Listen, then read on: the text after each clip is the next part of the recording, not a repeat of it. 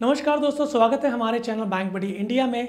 आज की वीडियो में हम बात करेंगे cash deposit limit in bank account, यानी आप अपने बैंक अकाउंट में कितना कैश डिपॉजिट करें या ना करें जिससे कि आप इनकम टैक्स के नोटिस से बच जाए। देखिए, कैश डिपॉजिट करना एक सामान्य प्रक्रिया होती है। हर कोई व्यक्ति अपने सेविंग अकाउंट या करंट अकाउंट में कैश डिपॉजिट करता है, लेकिन कुछ खास राशि के ऊपर यदि आप कैश डिपॉजिट अपने सेविंग अकाउंट या करंट अकाउंट में करते हैं तो फिर आपको इनकम टैक्स डिपार्टमेंट का नोटिस आ सकता है। तो चलिए जानते हैं उन सभी नियमों को, जिन नियमों को आपका जानना बहुत जरूरी है। सबसे पहले हम बात करते हैं कैश डिपॉजिट के इनकम टैक्स के नियम। देखिए, आप मैक्सिमम 10 लाख रुपए से ज्यादा यदि अपने सेविंग अकाउंट में एक फाइनेंशियल ईयर में जमा करते हैं और करंट अकाउंट में यदि आप 50 लाख रुपए एक फाइनेंशियल ईयर में जमा करते हैं तो फिर बैंक द्वारा जो है इनकम टैक्स डिपार्टमेंट को आपके अकाउंट की जानकारी साझा कर दी जाती है। अब बात करते हैं कैश विड्रॉल पर इनकम टैक्स के नियम। देखिए, यदि आप एक फाइनेंशियल ईयर में 1 करोड़ रुपए से ज्यादा अपने अकाउंट से विड्रॉ कर रहे हैं तो अंडर सेक्शन 194N बैंक द्वारा 2% जो TDS है उस अमाउंट में से काट लिया जाएगा। वहीं यदि पिछले 3 सालों से आपने इनकम टैक्स रिटर्न जमा नहीं की तो फिर जो बैंक है वो 1 करोड़ नहीं 20 लाख के ऊपर यदि आप कैश विड्रॉल कर रहे हैं तो 2% TDS काटेगा, और 1 करोड़ के ऊपर कैश विड्रॉल कर रहे हैं तो 5% TDS काटेगा। इसको आप इस प्रकार से समझिए कि यदि आप 1 करोड़ के ऊपर 100 रुपए भी विड्रॉ करते हैं तो बैंक उसमें 5 रुपए TDS काटकर आपको सिर्फ 95 यानी 95 रुपए ही देगा। अब ये जो TDS बैंक ने काटा है ये आपको इनकम में ऐड नहीं होगा, बल्कि जब आप अपनी रिटर्न फाइल करेंगे तो टैक्स क्रेडिट के रूप में आप इस्तेमाल कर सकते हैं। अब इसके साथ साथ एक 2 लाख रुपए पे बहुत कंफ्यूजन है। कई सोशल मीडिया पे ये कहा जाता है कि यदि आपने अपने बैंक अकाउंट में 2 लाख रुपए जमा कर दिए तो अंडर सेक्शन 269 ST तो आपको इनकम टैक्स का नोटिस आ जाएगा।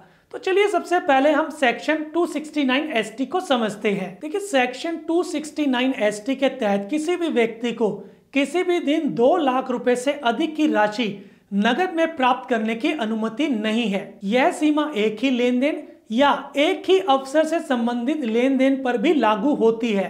इसको चलिए हम उदाहरण से समझते हैं। अब मान लीजिए यदि कोई व्यक्ति 4.5 लाख रुपए का सामान बेचता है और उसके 3 अलग अलग बिल 1.5 लाख रुपए के बना के उसका कैश रिसीव करता है तो फिर यह इस सेक्शन का उल्लंघन होगा। अब इसके अलावा यदि आपने कोई 3 लाख रुपए की कोई वस्तु बेची और 1.5 लाख रुपए कैश एक दिन ले लिए और 1.5 लाख रुपए जो कैश है वो अगले दिन प्राप्त किए, तब भी ये इस सेक्शन का उल्लंघन होगा। अब मान लीजिए किसी शादी में किसी व्यक्ति ने कैटरिंग के लिए 1 लाख रुपए ले लिए, सजावट के लिए 1.5 लाख रुपए ले लिए और टेंट के लिए 1.5 लाख रुपए कैश में ले लिए। क्योंकि अवसर तो एक ही है शादी, तो ये भी इस सेक्शन का उल्लंघन होगा। अब कंफ्यूजन ये है कि इस सेक्शन को लोग बैंकिंग से जोड़ रहे हैं, क्योंकि इस सेक्शन में क्लियरली बताया गया है कि ये इंडिविजुअल के लिए है, नॉट फॉर बैंक। देखिए, बैंकिंग में आप कोई भी राशि बैंक अकाउंट में जमा कर सकते हैं। इस सेक्शन का बैंक अकाउंट से कोई भी लेना देना नहीं है। हालांकि ये जो सेक्शन है लोन अकाउंट की EMI पे लागू होता है।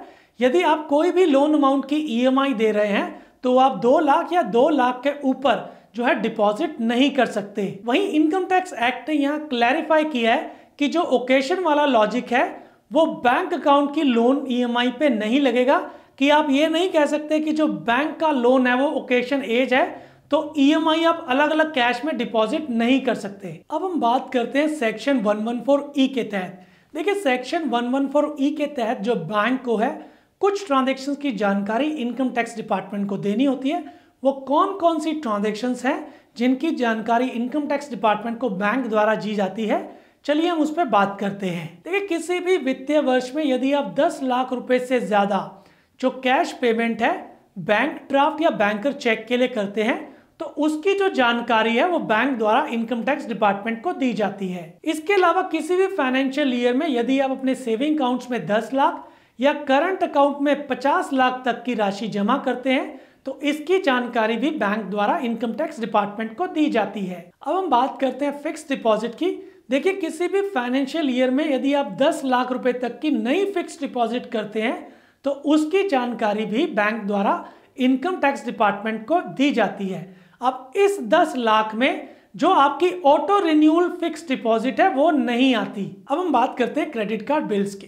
देखिए, यदि आप कोई भी क्रेडिट कार्ड का बिल 1,00,000 रुपए या 1,00,000 रुपए से ज्यादा कैश में पे करते हैं, या फिर आप टोटल एक फाइनेंशियल ईयर में क्रेडिट कार्ड का बिल किसी भी माध्यम से, चाहे चेक हो गया, NEFT, RTGS हो गया, 10 लाख रुपए से ज्यादा पे करते हैं, तो भी जो बैंक है वो आपकी डिटेल इनकम टैक्स डिपार्टमेंट के साथ साझा करेगा। अब दोस्तों, यदि आप कोई भी लिमिट जो है ब्रीच करते हैं तो आपको घबराने की जरूरत नहीं है।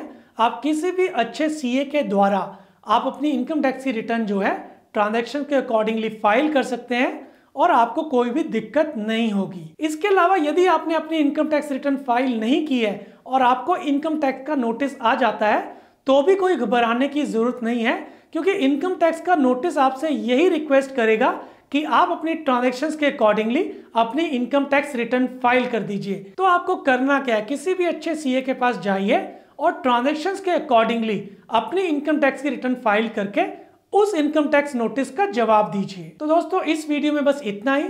ये वीडियो आपको कैसा लगा? यदि अच्छा लगा तो हमारे चैनल बैंक बडी इंडिया को सब्सक्राइब करें।